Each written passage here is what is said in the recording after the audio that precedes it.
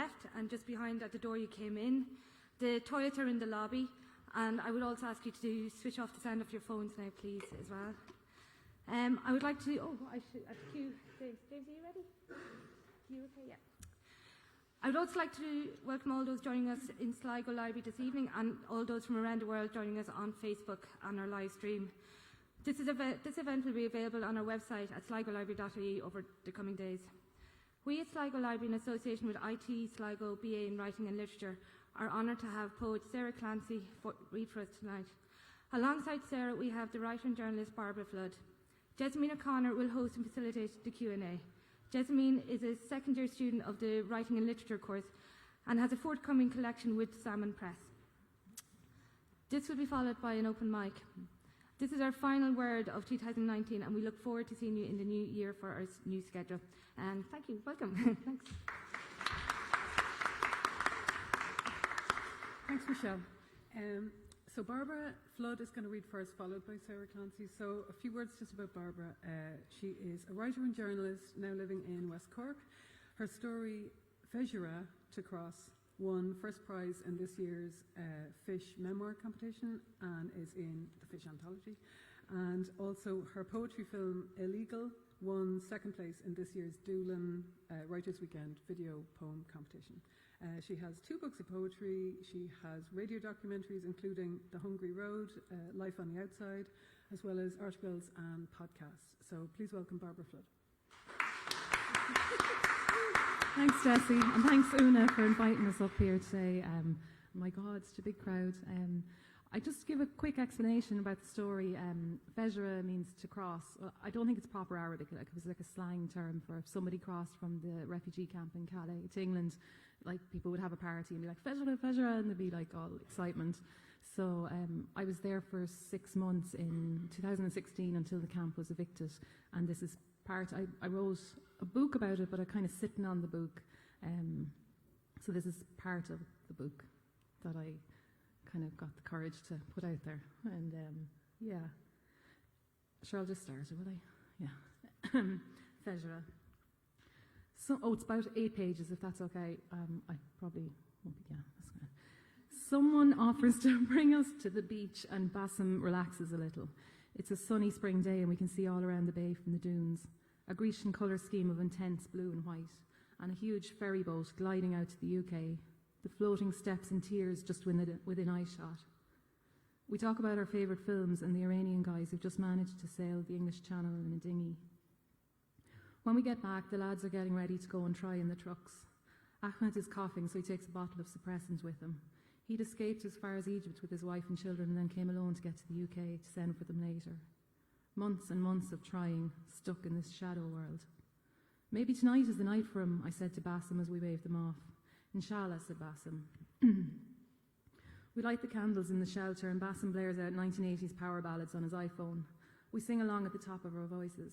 We never have to worry about waking the neighbours. They've got their own music on full blast and one of them is talking loudly on his phone in Pashto. We smoke and drink coffee till the early hours and fall asleep to the gentle sound of scurrying rats on the shelter roof. There's no sign of the others for a few days and I drive Bassam mad. Do you think they've crossed? I keep asking. Have you heard anything? How long do you think it'll be? Oh, come on, stop, he said. I don't know. But the others didn't make it and arrived back in the jungle. Ahmed got as far as the shelter door, collapsed and crawled onto the bottom bunk. Are you okay? I ask. He nods. He's crushed, Zane said, sitting down beside him. He's tried everything. Even a fake passport didn't work, Bassam said. They spotted it immediately. A cheap copy, all he could afford, and now he's nothing left, no chance. Just to keep trying on the trucks like this. Bassam gently wraps a blanket over him as he curls up on the bottom bunk, and it seems like he's disappearing, a hologram of himself flickering under the blanket. Or a bird song slowly fading into the distance, each note distinct as it recedes.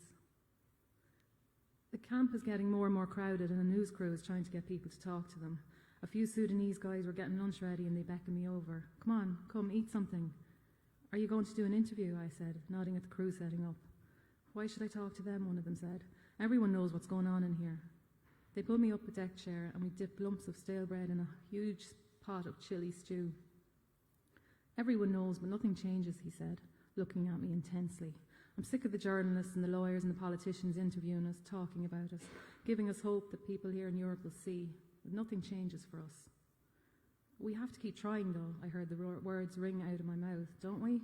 We are trying, he said. We're trying to survive. Why don't you claim here in France, I ask. Look around you, he snorted. Do you think they want us here? Do you think they'd treat us like this if they wanted us here? In England, maybe there's a better chance. Maybe we would be welcome there. I walk back to Little Syria, past the lads playing football on the road, past the makeshift shops, people cooking, sitting around, surviving another day here. Past the container camp, the white metal containers stacked and numbered behind the fence. The sight of them reminds me of photos of old prisoner of war camps. The sun was setting. People were cooking over small fires and heating water for tea. Tents and tarps and bits of plastic set up in the sand all along the ridge, and an old man sitting on a deck chair. That's all I know about him, an old man sitting on a chair. My boots feel heavy. I try not to stare at his numbness, keep walking. Dinner is ready. One of the young men in his early 20s, so thin he looks about 15, picks at some bread and then sits back down to roll a cigarette. The lads shout at him to keep eating, but he gets angry and storms out. He's wasting away and there's nothing anyone can do. He'd shown me the scars on his body not long after I first came here. He'd shown me where he'd been shot and Bassam translated for him, and then his rib area deformed from torture in jail. It looked like he'd been mauled by a ferocious animal. I wondered how he'd survived and what it's like to live with your body moulded by the hands of those who hated you. Every mark a constant imprint of your enemy, a reminder of how they shaped you by malice. I get a phone call from one of the Eritrean women. Ayana is worried because she hasn't felt the baby moving for a few days.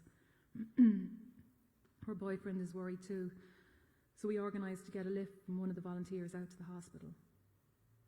Ayana looks worried as they prep her. The staff are friendly and thorough and talk reassuringly to her. It's her first proper prenatal check. Suddenly the heartbeat comes through in the monitors. Everyone smiles and Ayana starts to cry.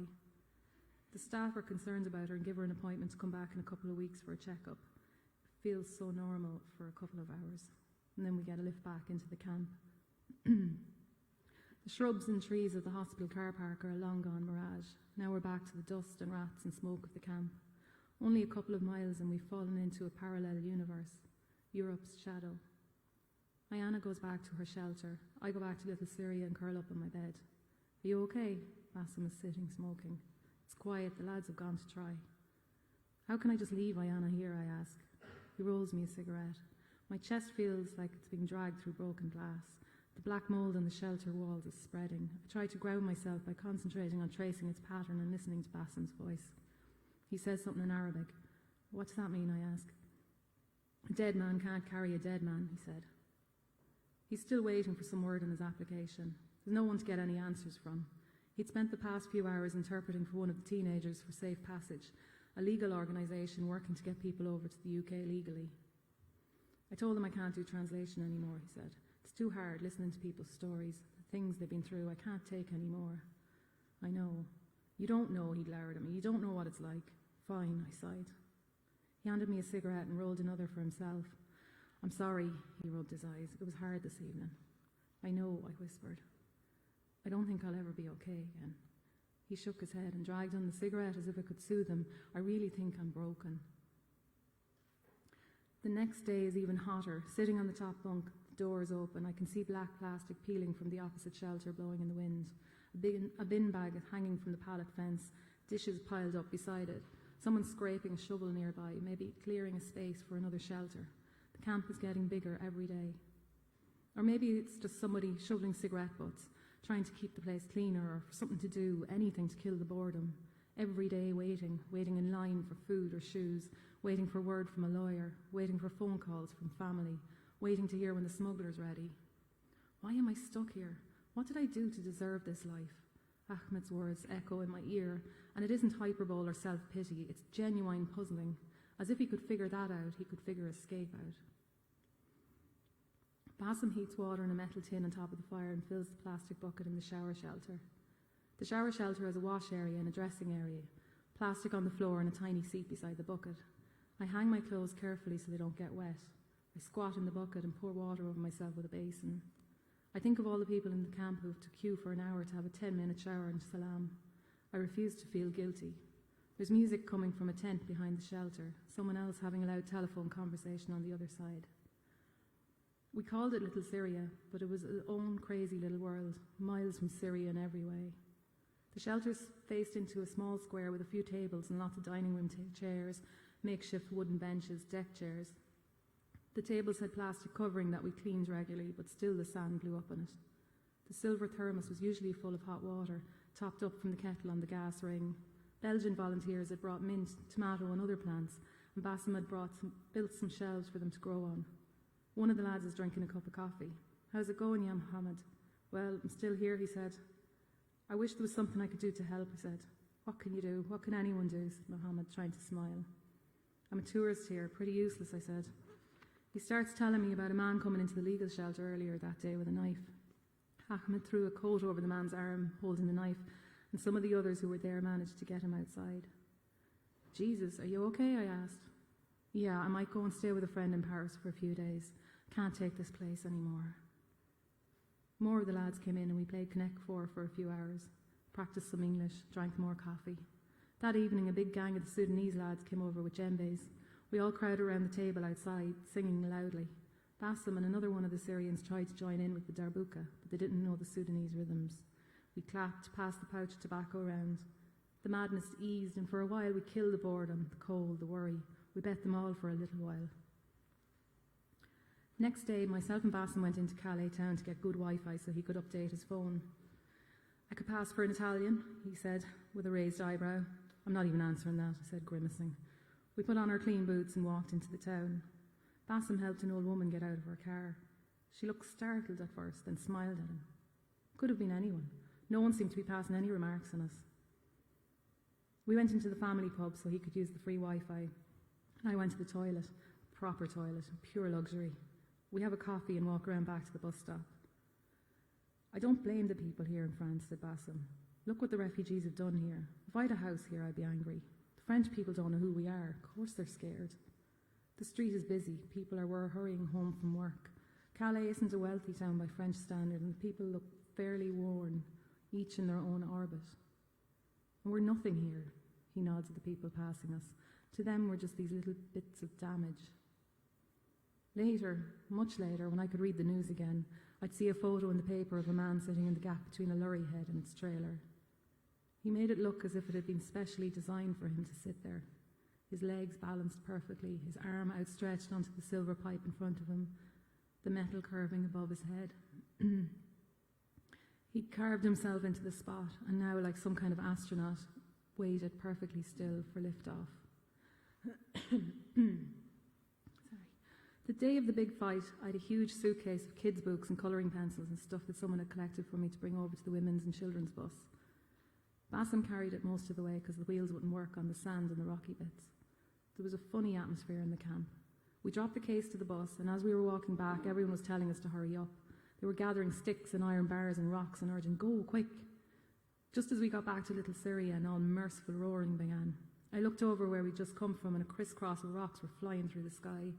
It had a cartoonish character, like something out of a medieval battle. The lads were climbing up on the roofs of the shelters. Things started exploding in the distance, gas bottles, then a tear gas, giant clouds of the stuff billowing over the camp. "Get inside," Bassam shouted down at me. "Get down off the roof," I shouted back. "Come on." "It's okay, I'm okay up here," he roared down. "Bring Mohammed inside." We sat with one of the children, Mohammed, in the shelter. He was crying. I rubbed his back, and Zayn told him jokes to calm him down. I felt more scared inside the shelter, like we could be trapped. We could hear a lot of running around outside and shouting about fires. It felt like hours, but it couldn't have been that long. I couldn't stand it any longer and went outside. Smoke and tear gas everywhere, the fire getting closer to our shelters. Bassam still didn't want to leave, but had a bag ready just in case with his important documents. The lads were bringing as many of the gas bottles away from the areas they could find. They could see things exploding as the fire got closer. It looked like it wasn't going to stop. "We can't stop it if it reaches here," I pleaded with Bassam. Eventually he grabbed the bag and locked the shelter. Ahmed and Zayn, Mohammed and his father came too.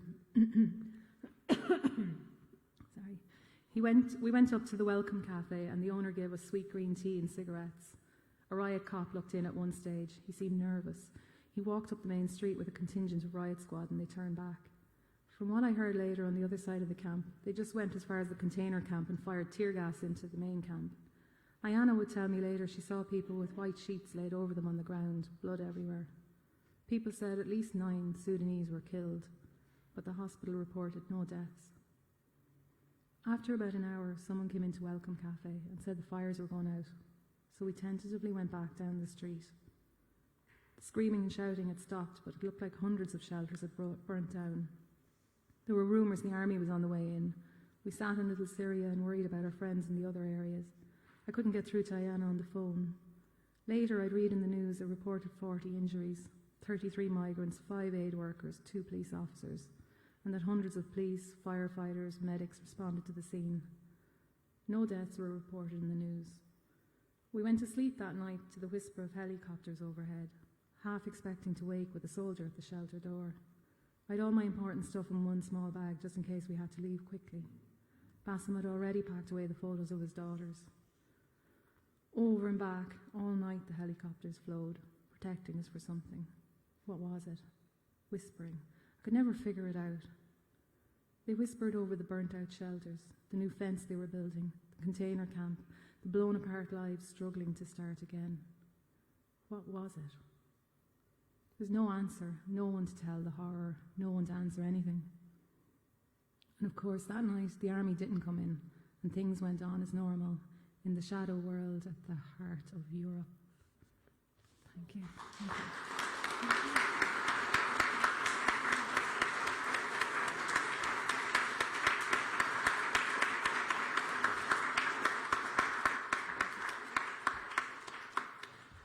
Thanks so much, Bairbre Flood. We look forward to hearing a bit more from you later with a bit of a Q&A. So next, we're going to have some poems from Sarah Clancy. Sarah Clancy is the author of 3 collections of poetry, Stacey and the Mechanical Bull with Lapwing, and Thanks for Nothing Hippies, and The Truth and Other Stories, both with Salmon.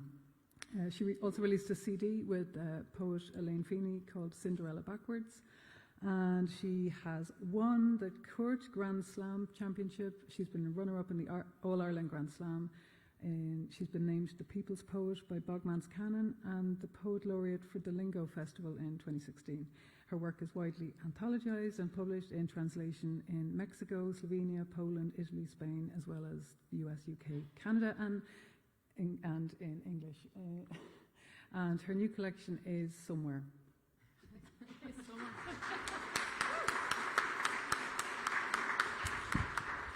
Thanks very much, Jessamine. I think I wrote that biography sometime. I was desperately looking for money from the Arts Council or someone. Thanks so much, Bairbre, for reading that piece. I'm afraid I'm going to lower the tone terribly, but that's usually my role in life. Jessamine was talking about maybe doing a Q&A afterwards and asking us about our process and everything, but my process at the moment is mostly kind of doggerel, so I'm going to start with a poem that's pretty much about that. It's a poem I wrote after. I love very middle of the road music, which is not a great thing if you're a poet, but I was listening to Bruce Springsteen one day and I realised that my whole life I'd been singing along to songs about men leaving and heading off into their freedom, so I decided we needed to redress the balance. So this one's called The Woman Walks. This time the woman's doing the leaving, and it's your problem if your children have to be collected or taken to the doctor. This time you don't get to be the slim rider slinking off into the sunset. This time it's her who gets to ride her old chestnut westwards, eating men for breakfast, and she won't wonder how you're doing or whether young Jennifer's lost a tooth yet. She'll be busy getting laid and breaking hearts, leaving unpaid bills behind her, and the only time she'll think of you is when she's a beaten docket, feeling melancholic in some long past its best motel room with nothing in her pocket, and she'll expect you to forgive her. After all, you can't tie down a dreamer, and she warned you from the get-go that she was not for keeping, and then a year or so will pass until you're almost cured of your affliction. But she'll land in unexpected, laden down with presents for the children, and she'll charm them so that they won't know what hit them, and you'll think this time everything will be different, but then she'll blow your rent on a get-rich-quick that no one would believe in, and you'll catch her making out with the nanny on your couch, and before you know it, she's departed, and next you hear she's been done for fraud in Florida, and you're left trying to arrange a prison visit for the kids. And yes, she expects that you still love her, and you will, you fool, because that's the way this cookie's crumbling. It's the way your foolish, manly heart is built. This time the woman is heading for the sunset, and boy, you damn well better get used to it.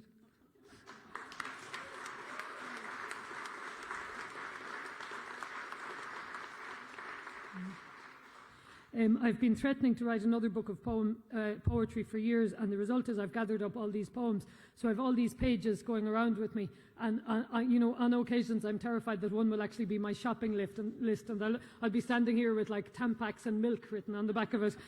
So far, so good, I think. But I'm going to read a couple of poems.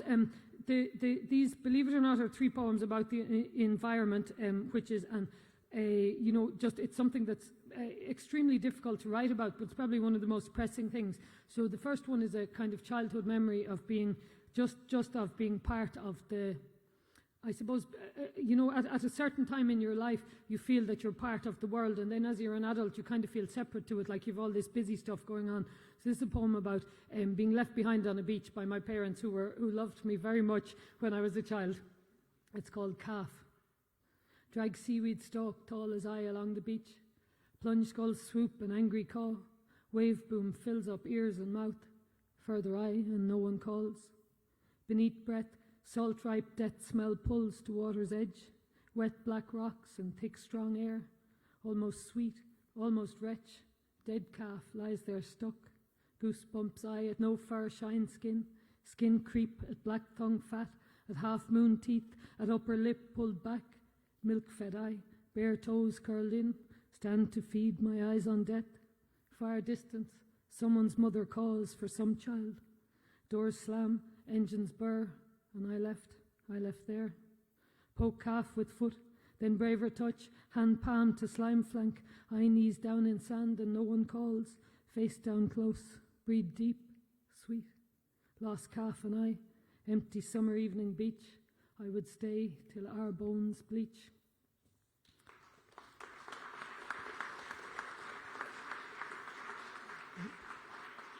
When you start doing poetry, you have to learn a poet voice, because otherwise you can't do it properly. So that was poet voice. This is a short poem. I haven't read it in public before, but so I gathered up a few odd ones today. But this is a poem. All the places mentioned in this poem on the map of Ireland in 2050 are underwater. So I didn't realise that when I wrote it, so it's quite interesting to take it now. And I wrote it, I was stuck at home with no electricity when they... you remember when they started naming all the storms, and we were waiting for Storm Ophelia because it was going to be the worst ever. So this is 3 parishes wait for Ophelia. 70 seagulls or more are squatting in the lee of the wall, where curlews cry their way inland away from the coast. Our seals in closer than usual surface and vanish in the shallow heel of the bay. The steely grey herons are unflappable, unperturbed by the spectacle of a cargo ship laid up in Ballyvaughan, where the sea is a mirror and the air is lifeless and dead. There are no batteries to be had for 4 parishes, and there hasn't been such a run on candles since Novena season ended, and the Virgin Mary statues in Beanie's cottage are abandoned in twilight to keep their own counsel. Chances are, at full tide, with the path outside flooding, he heard a high stool calling and moved inland to Daly's to wait out the barometer. In our house, the neighbour's Jack Russell is sleeping. Her small paws twitching are the only things moving, and the dusk at New Quay and Bell Harbour and Mucknish is weighted with the bated breath of low-lying places, waiting. We're waiting for the storm to hit. We're waiting for Ophelia.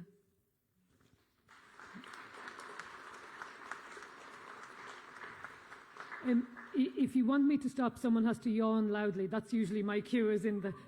I bring my mother and she falls asleep at every film, so usually I can tell if she's nodding off I need to stop. So this is a poem. I was commissioned to write a poem about climate change, which is almost impossible, and this was the result of it. So I call it a love poem, but I'm not sure if Anne, my partner, agrees. So it's called...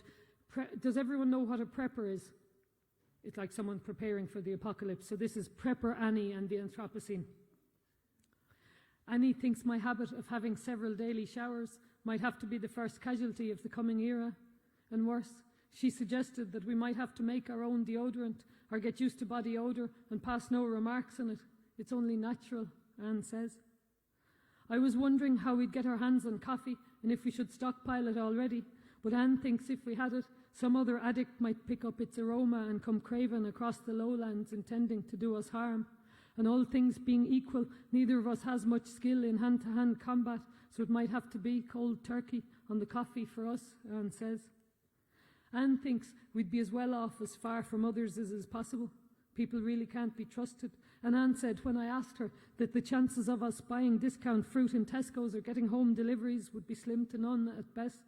But she'd Googled horticulture, how to do it, and windmills for beginners, and neither enterprise is anything she can't handle, Anne says. Anne thinks my experience with farming and livestock husbandry will stand us in good stead. And her dad was a butcher, so between us I think we could probably make a living thing dead. Although I don't have the heart to tell her that while I spent a lot of times with animals, that was because I was otherwise friendless, and I've never really skinned one for its hide or made my shoes myself. Anne thinks our ability to predict the weather could be somewhat better, and when she quizzed me, I had to admit that I haven't got a notion of how electricity is generated or how to work an aqueduct, and I don't know Morse code or radio frequencies or the principles of combustion engines, and if the truth be told, I'm even pretty vague about how fires are lit without matches.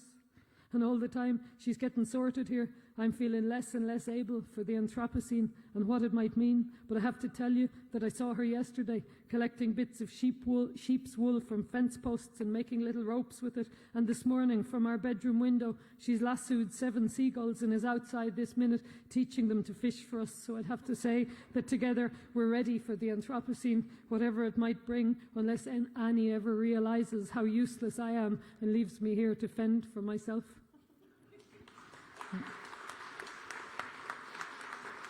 How are we doing for time? Do you want to keep? Is anyone asleep down the back? No. I'm going to read a couple of poems from my book, but I'll read this one first. This is a poem. It's got kind of out of date now, but I wrote it for the anniversary of the 1916 Rising. Which was a year when even the worst poets could get gigs all over Ireland, because poets are cheap, first of all, because we don't have any instruments, but as well, because of all the poets who were involved in the 1916 Rising. But I wrote this, and it pretty much ensured that I stayed at home by myself all year long. It's called Cherishing for Beginners, and it's based obviously on the line from the proclamation that says we should cherish all the children of the nation equally. Cherish the meek, cherish the ranchers, cherish the guards, and then cherish the bankers. Cherish the virgins, then ride them and cherish their sisters. Cherish tax exiles and entrepreneurs. Cherish the rewards of intergenerational privilege, or if that's too hard for beginners, just cherish the rose of Tralee for starters. Cherish the goal and the point and the foul. Cherish the priest's dirty sheets, but not the woman who washes them. Don't mention her or what you might need. Go on, though, and cherish the IFSC and its type of laundries. Those ones are fine. They're grand, sure. Cherish them. Cherish the men, because they couldn't help it. If the women and girls went and fell pregnant, cherish the fetus, the heartbeat, but not the person it's in. Then cherish the small graves in their undisclosed wastelands. Cherish the shovels and the boot soles that dug them. Let there be no doubt about it. Yes, we can. Cherish the children, if they're from the right class and are not, God forbid, travelling people. Don't forget, too, that we must cherish the mute and cherish the sheepish, but hate those in need. Worship Father Peter McFerry himself. Go ahead, make him an icon, but don't listen to what he's saying about anything. Cherish the poor, for how you can use them to frighten those who are just one rung above. Cherish the people who learned early and often what happens to those with big mouths. Cherish your local TDs and the crowd in Listowel who didn't care if he raped her. Sure, wasn't he one of their own? Yeah, cherish the rapist, why don't you? Cherish the golf course and its sprinklers. Sure, Irish Water will save us. Cherish piecework and internships and 0-hour contracts. Aren't you lucky you have a job at all? Do you not remember the coffin ships? And are you not grateful? Yeah, cherish your own exploitation. Cherish the school board for our lack of gay teachers. Cherish women's place in the home and then cut their allowances should they don't deserve them. After having all of those children, repeat after me. Cherish privatisation, and if you don't, then you better learn to cherish the knock on your door in Jobstown in the morning. Consider this a warning. Cherish Dev and Pierce and blood sacrifice. Don't mention James Connolly, who said that until Ireland's women are free, none of us will be. Most of all, though, cherish outsourcing, and remember your call is important. You too can be cherished equally if you can afford it as soon as an operator becomes available, but that may well take another 100 years. Will I do one more?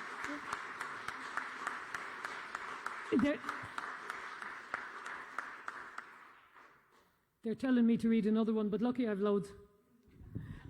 Actually, I'll read two more and then I'll finish. This is a poem here, and I think it's worth saying now that everybody's talking about the great recovery that we're having in Ireland and everything. In lots of ways, you know, I think one of the things that every time we go through a bad phase of the kind of boom and bust that we're in, one of the things that we forget is lots of people don't make it. Yeah, and I think that's, you know, that's how we can put it at its starkest, is like that, you know, austerity kills people. And this is a poem for some of those who didn't make it through the last time. I know it's a pretty sad poem, but just in terms of, it's always the people who are just hanging on that lose out every time, you know, every time we have a recession and every time the cuts happen and every time, you know, we prioritise. I suppose every time we prioritise people's freedom to generate wealth instead of protecting others, it's the people who are just hanging on. In this case, this is 3 people from the LGTB community. I'm 46, and you know, Ireland was a different place for us when I grew up in it, even though I grew up in Galway, where I think everyone was supposed to be gay, at least for a while. But I didn't know anything about it, but apparently you were supposed to go to Galway if you were gay, but I was there and it wasn't great. So this is a poem about a few people that, you know, I shared those times with and that were in the periphery, and it's a sequence, so it's 6 little separate poems. It's called Someone's Always Losing Someone Else. And it's for Lisa, Anna and Nikki. Train wreck. The last time you missed me was with a rock at my window. And the last time I missed you was when I had that book I wanted to give you. But then I didn't, because you'd got that dog then, and you looked contented. Believe it or not, I think I might have been jealous of it. But I told myself, going on precedent, there's a good chance we'll just wreck this. So I left it. And at Christmas you texted, saying I miss you already. And I said, what is it with us? What is it? And you just sent X's. We were a train wreck, and I already miss you. I want you back. And I remember Cuba nightclub, you dancing to the Jackson 5 and us fizzing out into Ayr Square later, with you telling me no day trippers need apply. Not some month's mine notice on a shop window in the rain, a few short years later, insisting that you've died. Bell book and candle. You'll open the slim book you bought for €2 in the second-hand shop.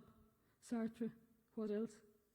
On its title page you'll find your friend's name written in blue ink. It's a small town, this one, the smallest.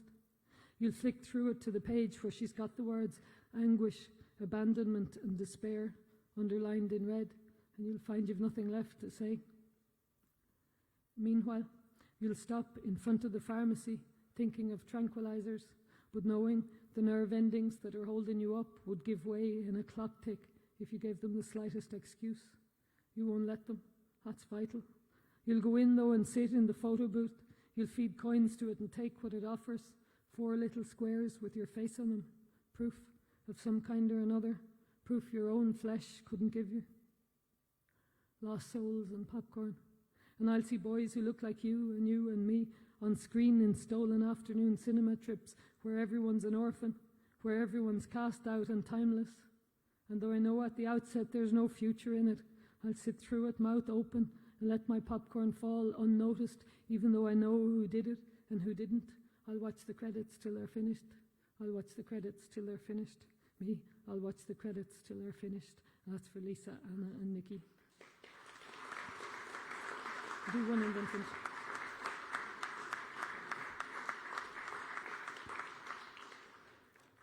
I'm going to do one now to cheer you up because it's a good rant. This is very risky because I wrote it today. I usually, if anyone wants to know about my writing process, I usually wait till someone annoys me on Facebook and then I write a poem. So that's pretty much how. literature is being created in my house. But as well, Jessamine, who's interviewing us, every time myself and Jessamine get together for any reason, there's a disaster. So if somebody walks out, don't worry, you won't be the first. So this is called How to Tell the Racists from the Anti-Racists, a beginner's guide. Observe their activities. Are they marching with torches, building wire fences, having silent vigils? Yes. If so, does their vocabulary make frequent recourse to any of the following? Soros, globalist, the great replacement.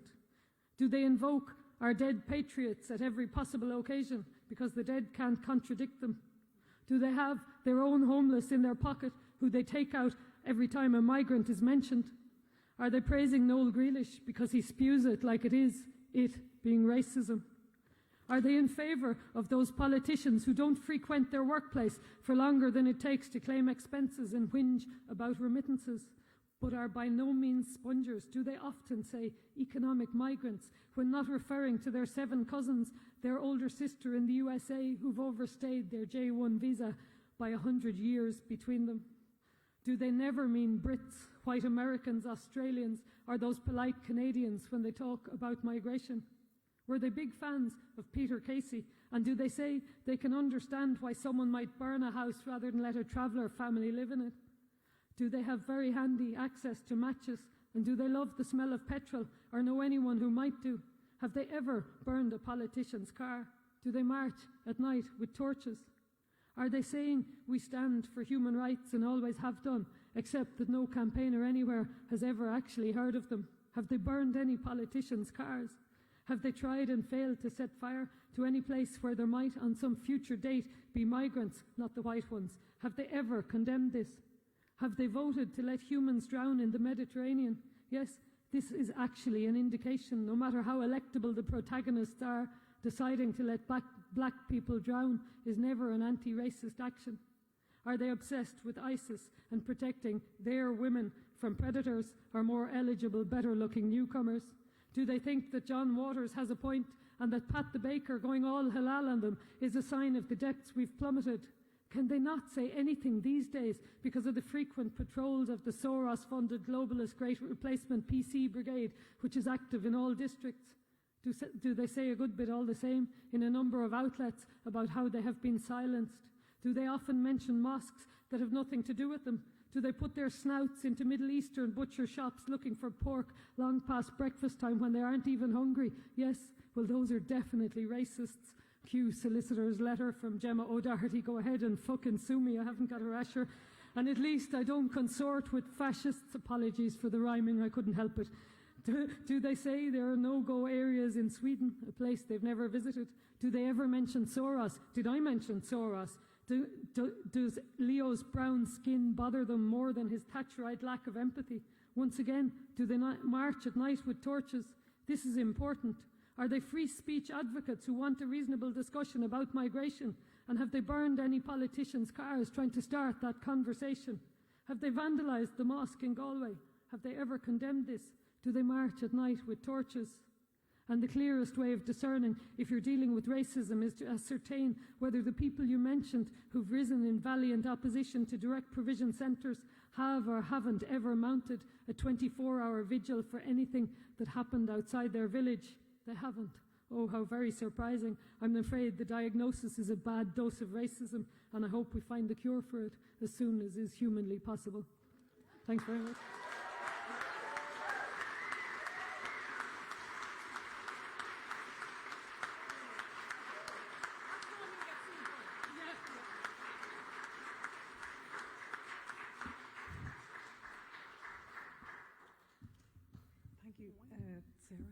Thanks, Sarah Clancy. That was absolutely brilliant. And Bairbre Flood, that was also fantastic. So we're just going to have a little bit of Q&A, and there'll be a Q&A questions. So if anybody can think of any interesting questions in a few minutes. I just was going to... Nobody's walked out yet. What? So I was just going to say, the two of you do a lot of work around immigration and migration and things like that. How did that come about? I know, Sarah, you were in a Mexican caravan a few years ago. So I suppose I was peripherally involved here before that, in terms of that maybe I'd say in about 2004 or 5, I became aware of direct provision and various different things about it. And, I was probably signing my amnesty petitions and doing the usual stuff, but at one stage I had the opportunity to travel to the south of Mexico and to join what was called a caravan there, a caravana, and what that was mothers of people who had disappeared trying to make their way through Mexico, looking for people who had just basically gone missing on the journey from the Central American countries on their way through Mexico up to the United States. So there's around, at any given time, there's around 120,000 missing people. So some of these were people who just completely lost touch with, children, grandchildren, daughters, parents. And so every year they had this caravan. And one of the things about the caravan, which in a way is itself racist, is they used to invite a lot of journalists, artists, anyone like that to go along with them, and mainly because it gave protection. If inverted commas important people were in the state, then the state had to protect them, and part of the campaign was to campaign for people to get a transit visa through Mexico. The argument at the time was going, this is a problem that belongs to the United States. It doesn't belong to Mexico. Mexico is the transit route. And so that the campaign was that people should be given a transit visa to travel safely through Mexico and let the United States deal with its own issue that it had created. And so for that reason, one of the things having these caravans did was it demonstrated that when the state wanted to, it could protect people because we're all still here.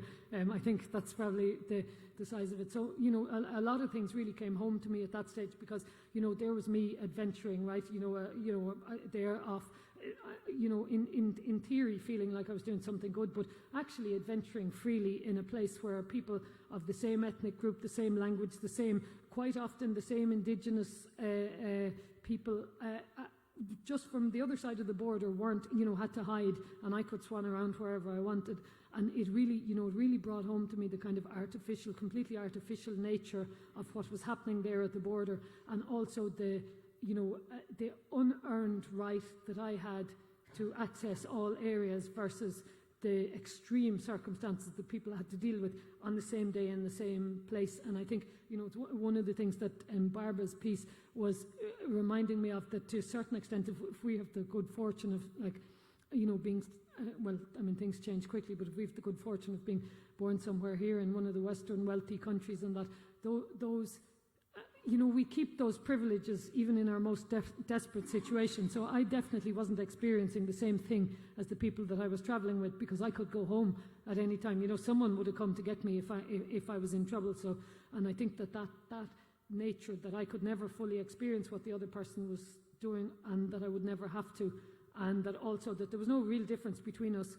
That, between me and the other people that were there, some were lovely, some were pains in the neck, some were, some were fantastic, but most of them were just people like me trying to make a life. And that I think, in a way, that really, it just really taught me something that lots of, reading articles or understanding couldn't.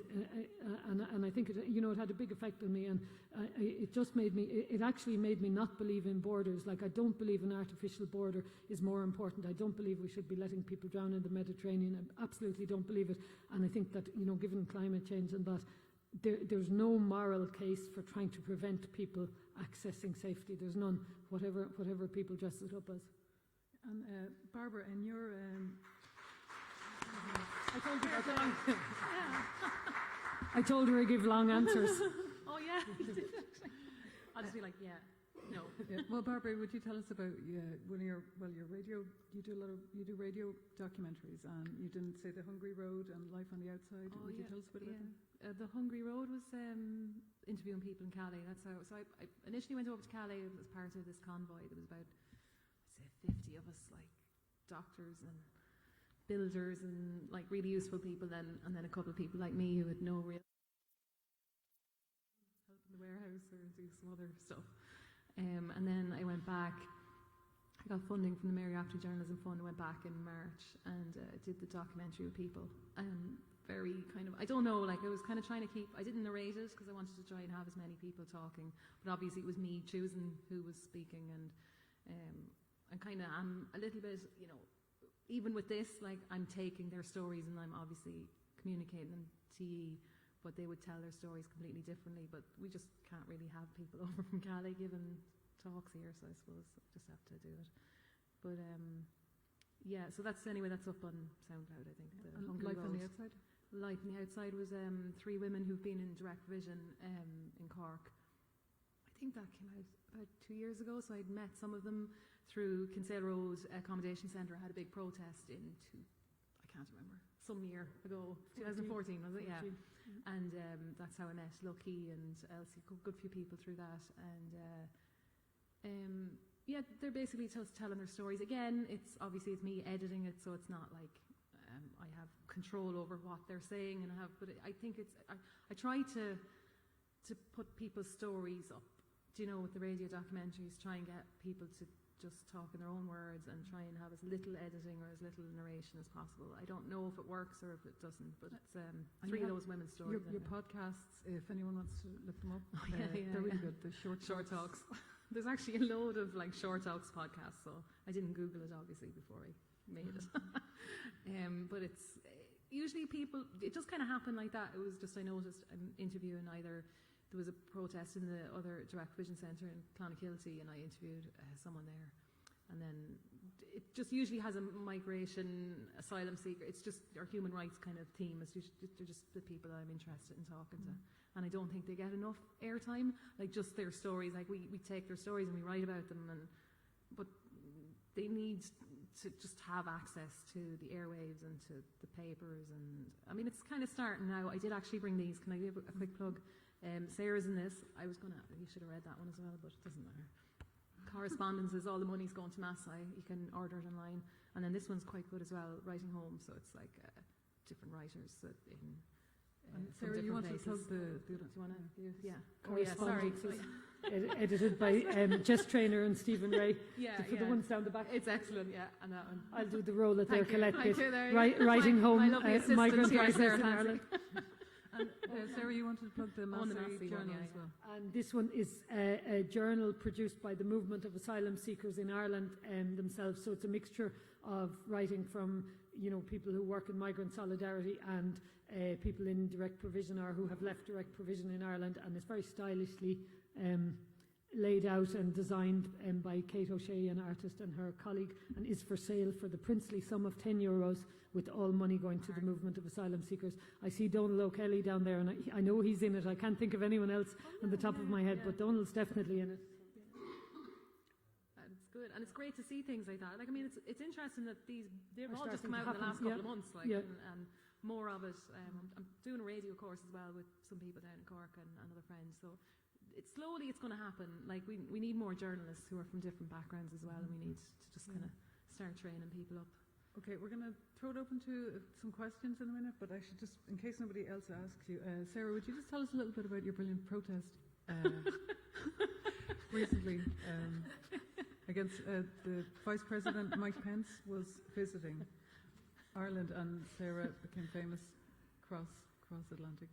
I'm smirking at this because I'm about to discover how much of a hypocrite I actually am or amn't, because I'm supposed to be going to New York in a few days, and then I was going, fuck, I never thought of that.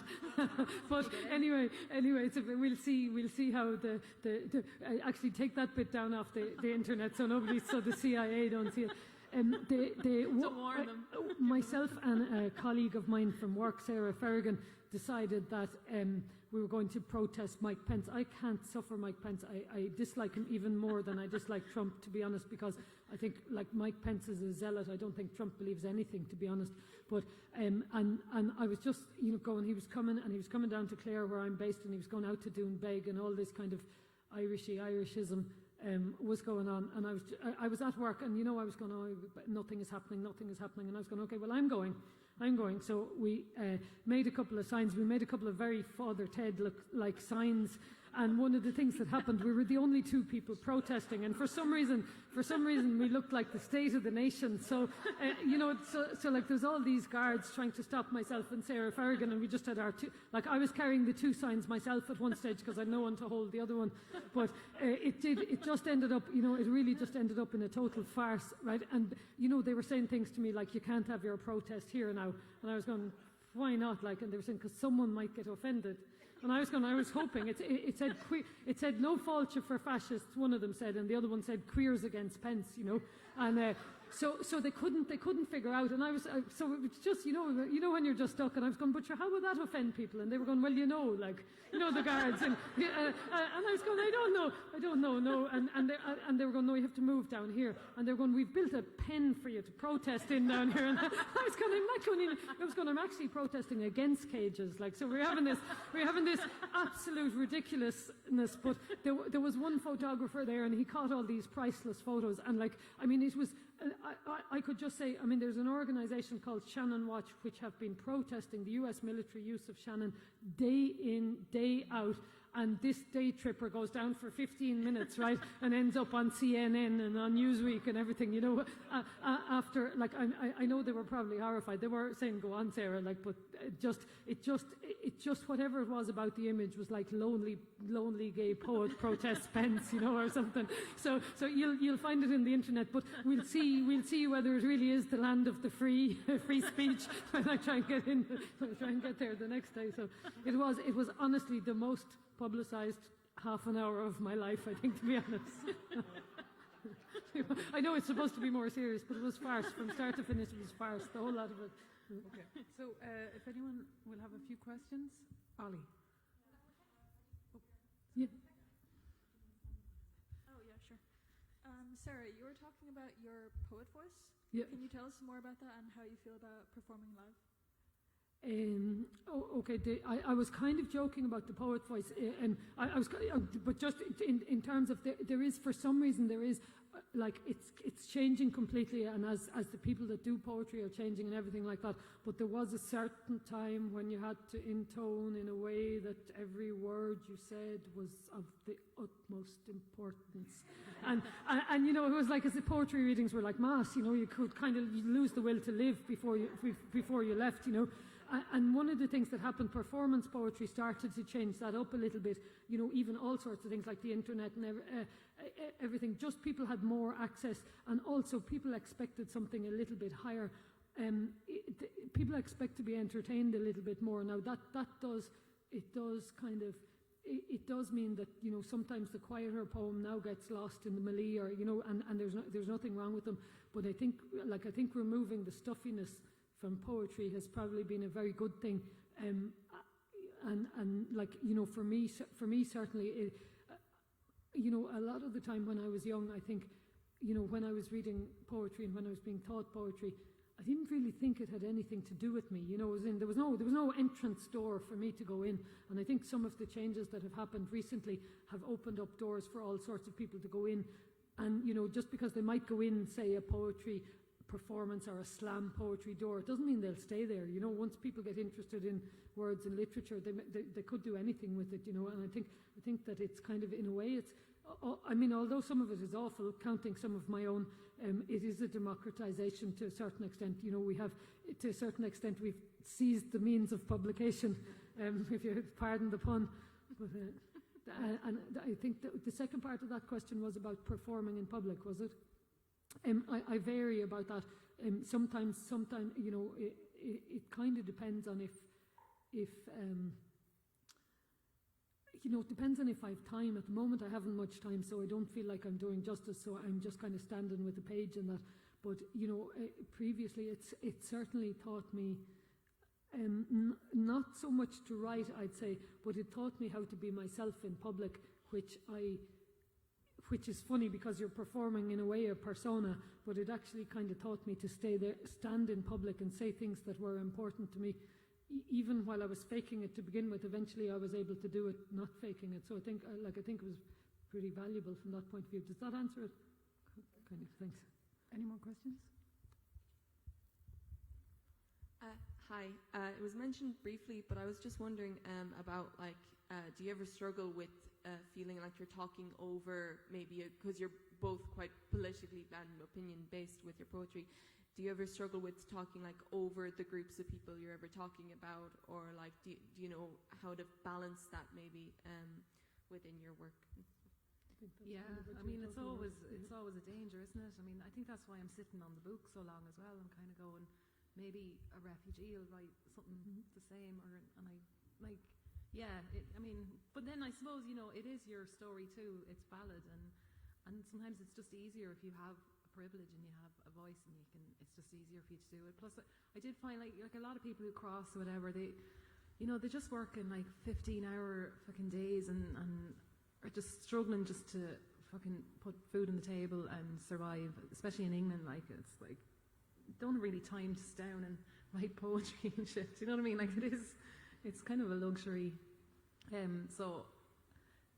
Like wherever, if like anytime you'd see it, like it's great. It's to publicise it and to keep. I wanted my next. Well, I put in for funding for another documentary to do on some of the poets, and just to have them reading their stuff and to do that. So yeah, it's important to always be conscious of that. But at the same time, we have to speak up as well ourselves and do something. That's my thoughts on it. Anyway. What do you think, Sarah? I agree with her. No, I agree, and it is tricky. But I think like particularly when we're dealing with refugees and migrants, they're an extremely popular topic for people to write about. But in a way, like I often had the idea that if everybody who wrote a poem about a refugee had to also write to their TD about it, that way, if there was some kind of rule, No, but in terms of, because it can be like, it's easier to see it in another country, but like what's trickier to write about is what we're doing. Like, why are we facilitating it? Why are we voting? Why do 4 MEPs think we want them to vote not to rescue people in the Mediterranean? I don't know any Irish people who think, well, I know about 2, but I don't know many Irish people who think that's okay. But this is our experience to write about. My experience isn't being the person on the border, but my experience is, trying to be this person in this society. And in a way, even though people don't like to hear it, they call you an ideologue, or they walk out saying you're a Marxist, as happened to myself and Jess. But that, I think, in a way, is like I think we all make mistakes, as in I've had poems where like you just go, God, I kind of cringe about that, as in that was not my story, if you know what I mean, or like, but at the same time, I think if they're done in good faith, that, and I also think if you're not taking the opportunity if you're not taking someone else's space to say it, like, I'm trying to think of things like, it's like I remember in the marriage equality referendum, people talking about how things were for gay people, and you're going, you could actually let them tell you themselves, and this I think is the case, that if the people are there and able to tell the story, then you should be probably doing your best to give your platform to them. I think that's the long answer to that one. Okay. We have one more question, and then we're going to have an open mic. Have we got one more, or will we just start? Okay, we'll start the open mic. Let me thank again Sarah Clancy and Bairbre Flood. We thank Jessamine. Yeah. Thank you, Jessamine. Yeah. For her round of applause.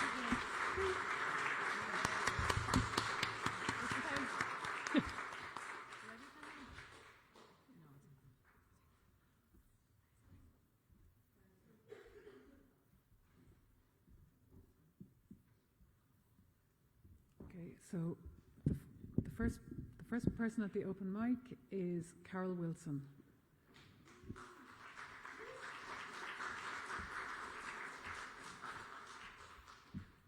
Okay. I volunteer with the Syrian children in Ballahadreen, so this partly inspired this. Can you hear me? Yeah. This is called Et in Arcadia Ego. How lightly I once danced, leapt, ran, clambered, walked for miles.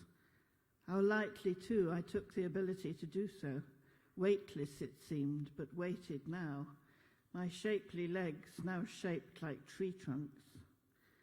I read my age in the eyes of children who see me as ancient beyond belief. They alternate between concern and efforts to look after me, and mischievously darting away, knowing I can't follow. I'm grateful for their presence, their daily sparks of life.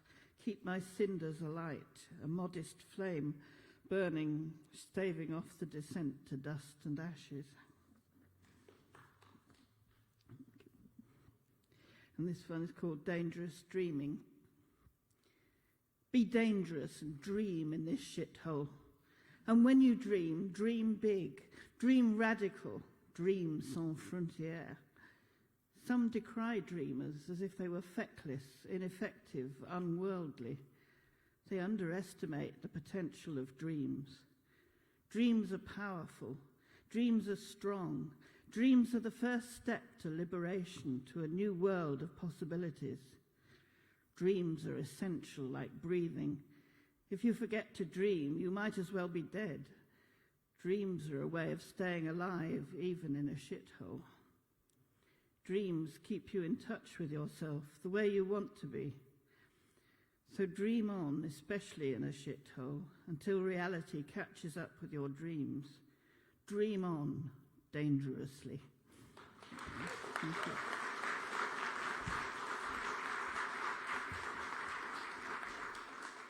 Helen Graham.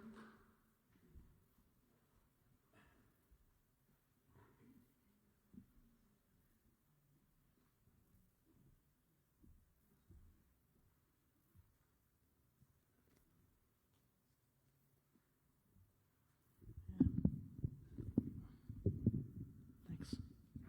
I'm a shorty.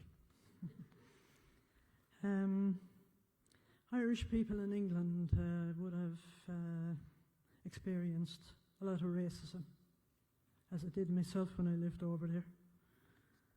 And but yet to come home, and the most racist, if you'll excuse the language, pigs you could meet, a lot of them. The way they talk about the black people coming into England or the Asians.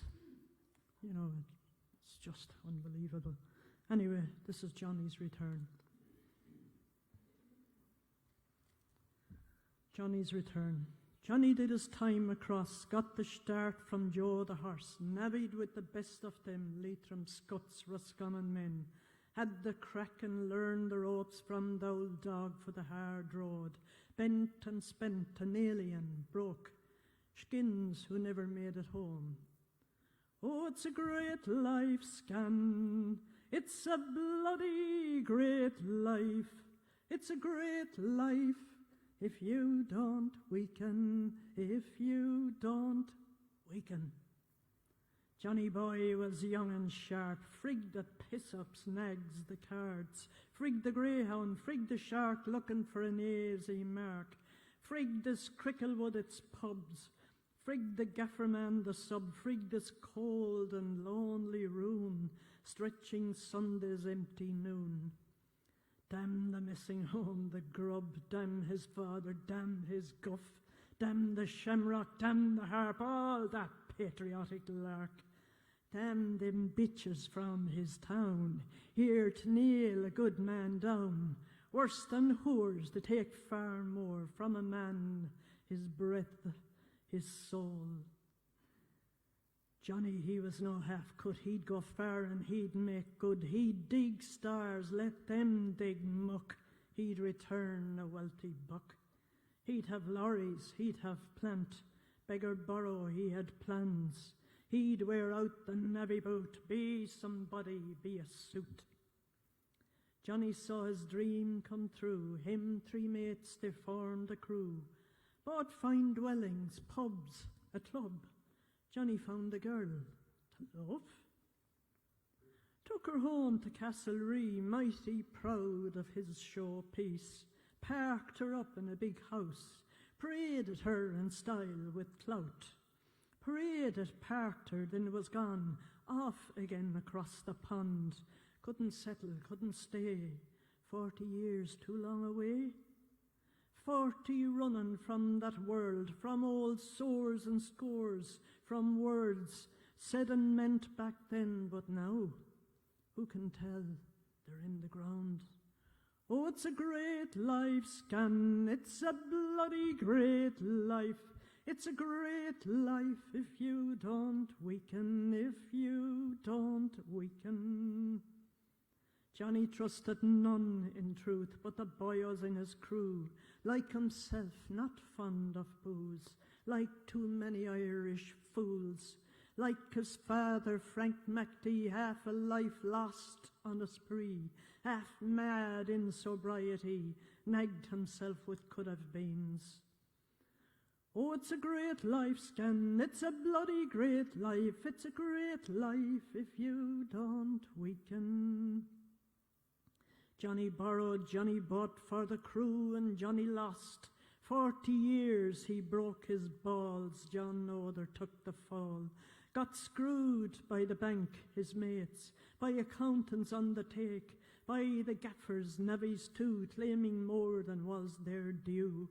By bad plant bought second-hand, by the queer one, her demands, by himself not least but last. Live, John, you might yet get grass. Johnny did his time across, now he's here and gathering moss, parked alone in his big house, till the bankmen turn him out. Oh, it's a great life, Scan, it's a bloody great life.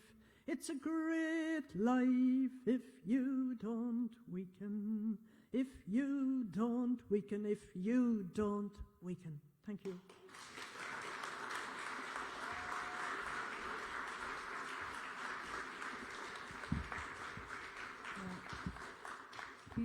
Pete Worth.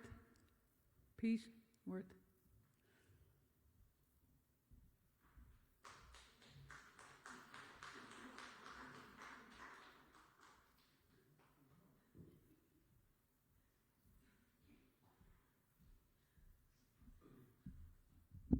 Good evening, or it wasn't until now. Pieces of paper.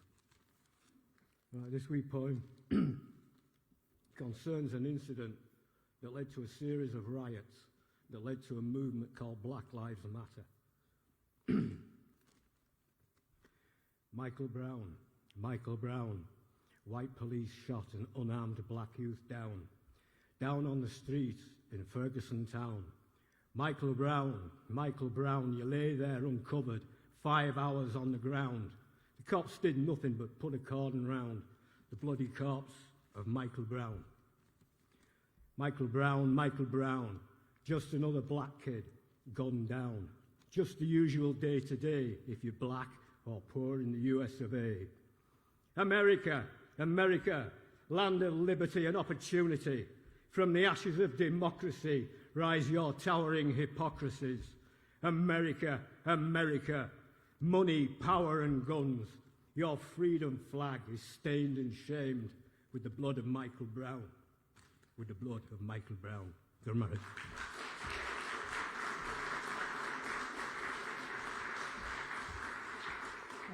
Can we have Niamh Luson?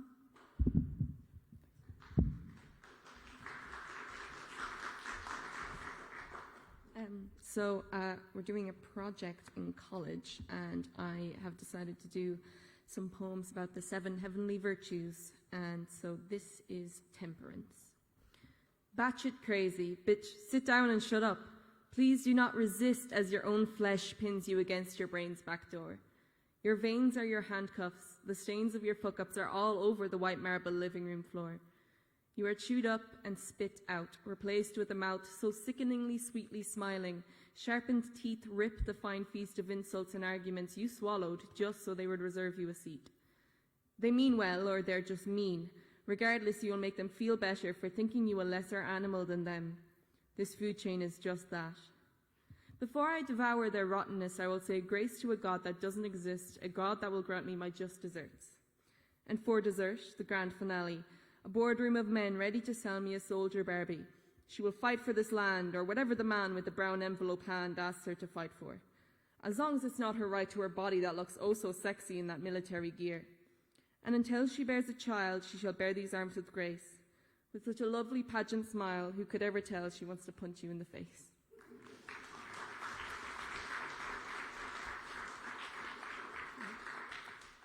Callum Blakely.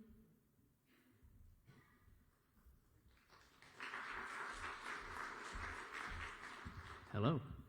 I am doing the same project as Niamh. Mine is a series of 6 very short poems that are kind of like blackout poetry. So I'm going to read the verse of the poem, then I'm going to read the blackout version of it, and hopefully it doesn't suck. So it's called Commute of the Soul. I feel I am unwell. The pareidolean spectres of thine corpus divinitum do scratch great ravines of glowing neon into the flesh, that your form may blink, useless in the glaring heat, a stranger estranged from the wills of yesteryear. I feel I am unwell, the divinitum of glowing flesh in heat, a stranger from will. A beautiful dream, the ghost of motion, if imagination be the wound and memory is as the grave, an abyssal puddle or a shallow ocean, the infinite azure, a celestial sweat gland. A beautiful motion, imagine the grave, the abyss, infinite, celestia. How many times am I expected to die in the mind of my father, in the mind of my mother? Am I to watch as the earth filters my soul to a fine sieve to dilute me until I am no more? I expect to die in my mind. I watch my soul dilute no more. Human instrumentality, we are but mortal engines violently whirring in human. We are mortal, violent. Cirrus encircling our body, ideals that entrance us, trials that mold us, faith that guides us, reality that breaks us, metempsychosis, the luminescence of soul. Cirrus, ideal, trial, faith, reality, psychosis. A pen left to sit will only pool upon the page. It is the thought that spurs us, the maintenance that preserves, the hope that prolongs, the truth we accept or deny, and the knowing truth that the universe is cyclical, spiraling, pulling. Sit upon thought, preserve hope, accept or deny the universe spiraling.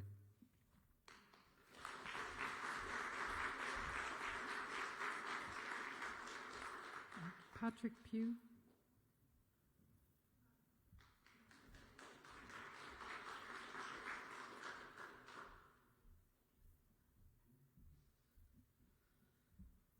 Okay. Hello there, folks. Hi. This poem was sort of inspired sitting on my own in KFC, of all places, watching youth doing their thing. So, the balance of primal youth is in the weight of the iPhone and the bucket of KFC, where evolutionist fingers dance the silver screen of light with evolved DNA. In a strange balance of lost words and emergent meaning, fighting for a planet's future which is theirs to own, sowing seeds of a new way of being in a balanced world of harmony. With their new flexible, friendly pal, the iPhone, dipping toes into the photon seas of space, they walk boldly forward where no man of Earth has stepped before, into tundras soft and flowing fields of ice as a new Earth begins. So,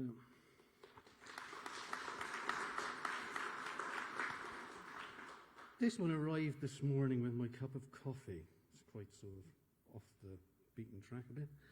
So, dance around your mind in a splash of moonlit colours on the end of your optic nerve.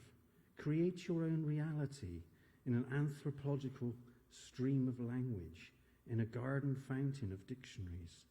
Watch the grass grow through your toes that grip the wobbling world we occupy. Laugh out loud at the 9-to-5 life. In the naked forefront of your mind, from the square of urban grass, which is your world, and dance in the joy of splashing colourful words.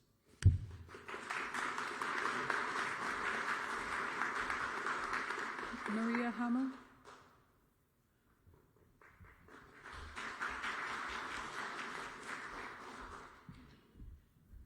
Hi there. So I wrote this poem last year when I was really struggling with my sexuality and telling my parents. So this is about that. But just last month I actually had the confidence to come out to my mum. So yeah. Thank you. So I don't have a title for this poem, but A full rainbow in front of me, but I pick the dark, dull paints. My mind is a storm, a monsoon of black. Why should I lie to the brushes or to the canvas? Thank you.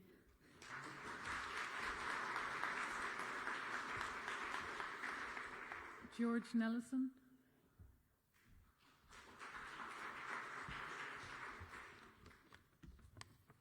Good evening. What a great night's entertainment, isn't it? Wasted, bleached and sun-ripened bones buried in the sand dunes of shores on distant battlegrounds, remnants of invading or supposed liberating forces, the unemployed youth pushing and shoving to enlist, if only to finally find daily food and stability after years of grappling, while the elite live in splendour and comfort at home, smoking cigars, supping wine, and directing human traffic from afar. Glass blower. Like warm toffee, it bends and drips. Watch it twirl and whirl.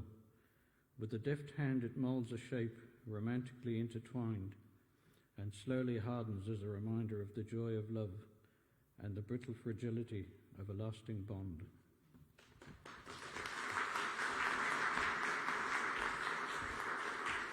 Ollie Lenihan.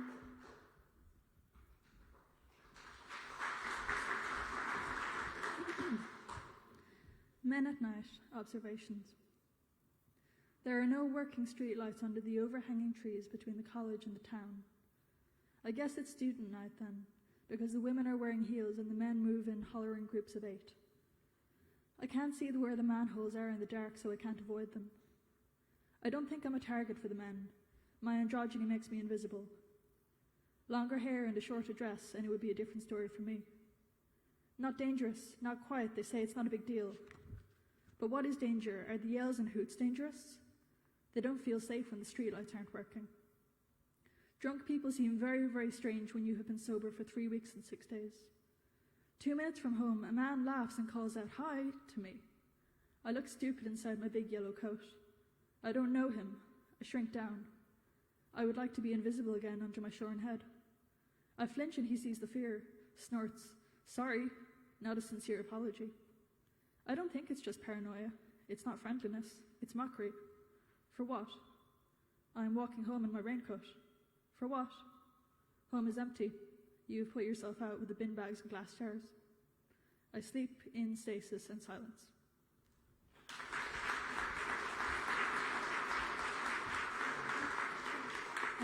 Andrew Pelham Byrne.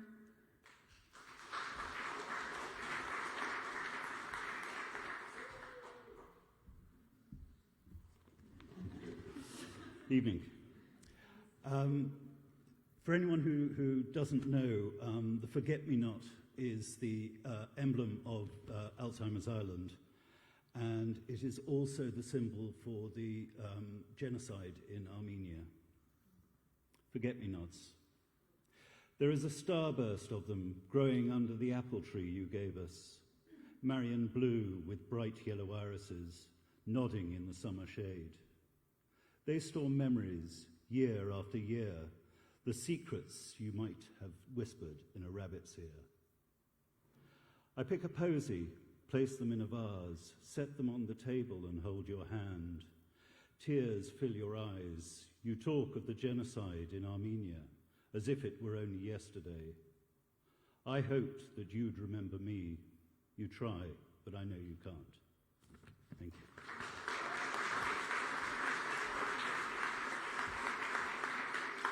David Byrne. David Byrne.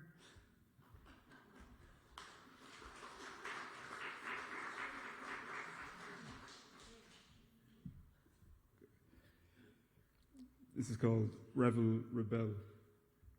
Rejoice, for you are living. Sing loud and be heard. Sing now before you can't, or that song will be forgotten. Sing now before the others. Sing now before the dirge. Sing it now and sing it loud, for at call it will grow rotten. Dead ears are deaf ears. Dead men are overshadowed. Memories are marked upon marble and doused with holy oil. Through tears they genuflect, bow low and pray, hallowed be thy name. Thy kingdom come, thou hast left thy mortal coil. Rejoice, for you are living. Sing loud and be heard. Revel among the wretched and reject their wayward fear. Stand unyielding before the enemy, rebel against their word. Their words are lost within winds, and the winds is what the dead cannot hear. The dead do not revel, the dead do not rebel, the dead do not fear the tolling of the death knell.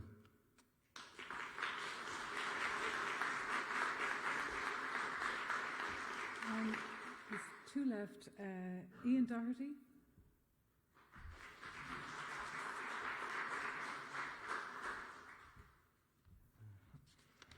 Call this one The Right Thing. It's the event that kind of set the tone of my life.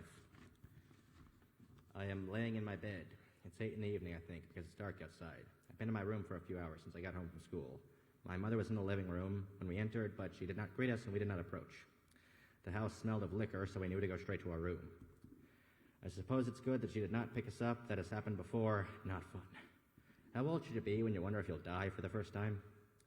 My brother is whining that he is hungry. We haven't had dinner. You might not be so hungry if you didn't throw away your sandwich at lunch and only eat your cookies, I say. That was you, he counters. Oh yeah, I remember. Shit. Even though I don't know that word yet. I am only 8. No, wait, 7. Has 9/11 happened yet? No. Damn, I think I'm 6. My class was supposed to visit Central Park Zoo that weekend. It was a real bummer. Where was I? Oh yeah, hungry. We go downstairs and she is out like a light. We decide to go to our neighbor's house. She has helped us with this kind of thing before. The door is locked. Maybe I can find the key. Oh wait, I'm 6. I can't reach anything. There is a screeching sound. Daddy's home from work. Dad, Mom's been drinking again. That's nice, buddy. You go sit in the armchair and soon enough he is out too. I try shaking him. It's not very effective. Up until now, they were organized well enough. This didn't happen to both of them at the same time.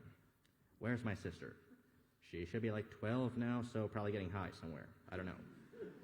She lives in our basement, and puberty is hitting her hard. She's always sleeping. We tried the door again. Somehow still locked, and I'm still hungry. At school, they gave us a very special talk about drugs that actually looked a lot like this. Should I do the part where I drink some of their booze and die? No, they probably haven't left any. Maybe later. When they gave us the talk, there was a police officer there. He had a gun, also a bitchin' mustache. I asked him if he ever got to fire it. He said he hoped he never had to. Not like my dad. He has one and very much hopes someone gives him a reason to use it. I wonder if I could find it. I could probably wake him up quickly. Instead, I get the phone. What's my neighbor's number? I don't know. What's my aunt's number? I don't know. I know. I'll call the cops. Hello, officer. My parents appear to be suffering from alcohol poisoning. My brother is crying a lot, and I really regret not eating that sandwich. So could I get a double pepperoni? The man who arrives does not have a mustache, but he does open the window from the outside to enter. That's pretty cool. I have my first ride in a cop car. There is a fire truck and everything outside my house. Seems like overkill, but what do I know? I'm 6. We get to the station and finally eat something from the vending machines. My aunt comes to pick us up, and we stay with her for a while. This is not the only time this will ever happen. My father will later tell me that I did the right thing. His voice cracks as he says it, and there are tears in his eyes. Did I do the right thing? I don't even know what that is.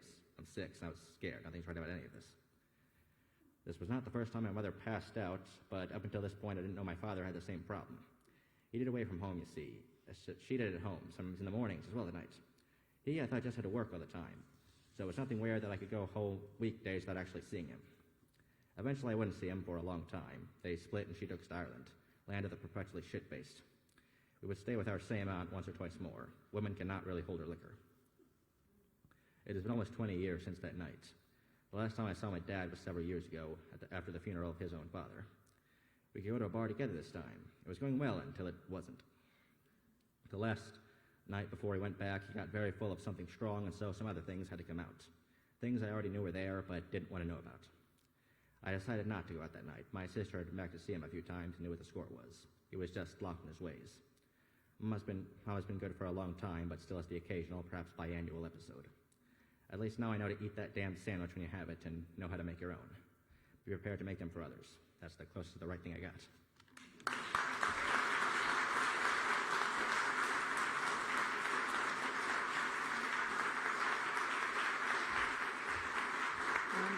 Lastly, Maeve McKenna. Maeve McKenna.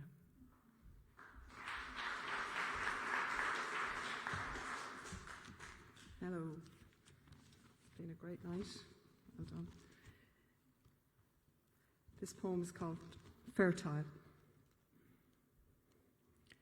I am the womb behind the ribcage of a wolf, its fertile scent sifting through the pack, the stench of bloodied meat at arousal as teeth fondle matted mane. I am the hunger of the mob, ageless, fur-preened by night goons that pepper the coal black woods, silhouettes ignited by shooting stars, eyes darting, lined and shadowed. Here, mother dogs discard their thinning hair coats, drool tongues, flaunt flesh as if in heat, the egg sac still spouting blood, month after month.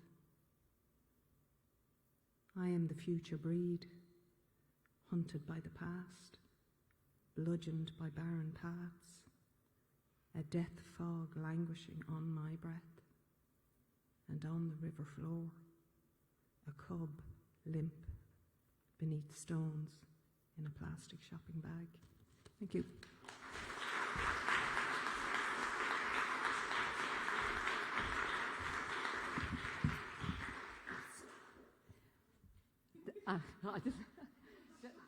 Thank you, everyone, for coming this evening. Thank you, Barbara and Sarah, for travelling up to Sligo. And I hope you had a good flight. You've got a great Sligo welcome.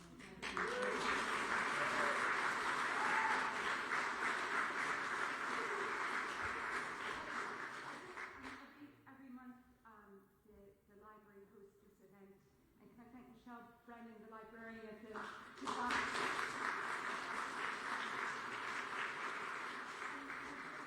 all the library staff who stay late and remove the chairs, and thank you for doing sound and for the team that's live streaming us tonight. We'll be back at the end of January, the last Wednesday in January. The Word will be back, and also thank you to all the teams from Arts in Sligo, Performing Arts and Writing and Literature that came tonight, and